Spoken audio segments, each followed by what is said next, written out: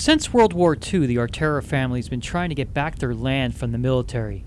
Franklin and Pasquale represent the Artero family, who own land in Urunao and have been paying taxes on this property since the early 1940s. But a portion of their property has been landlocked for over 60 years. Franklin would like to build a home along the cliff line so he can enjoy his land in his twilight years. But he has been encountering major obstacles with the military.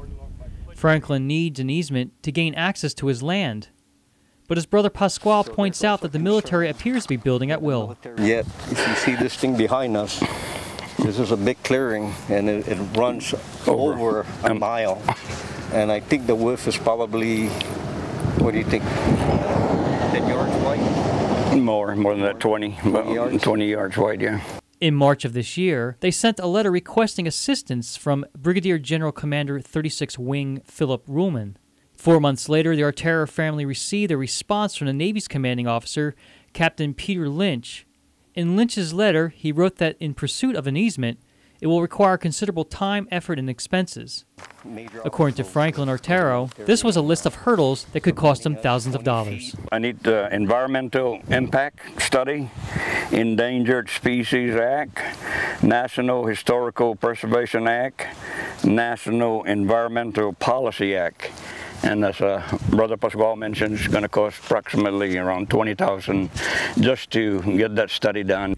Franklin says that the military didn't take away some of their land and move the property line back in the 1960s, there wouldn't be an issue today. During the 1960s, we received a letter from Paul Sauter, then the Director of Department of Land Management, telling us that we only have 172 hectares instead of 200, thereby moving the boundary from the east side of Route 3A to the west side of Route 3A and leaving a strip of land approximately 50 yards from Route 3A, preventing us to get to our property. Pasquale says before the 1990s, 3A, which is owned by the military, wasn't open to the public. There were sentries posted to guard this military road.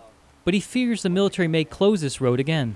The title of the land on where Route 3A is at it actually belongs to the military. So there's also a concern that the military would just build up, that they may just restrict access into Route 3A.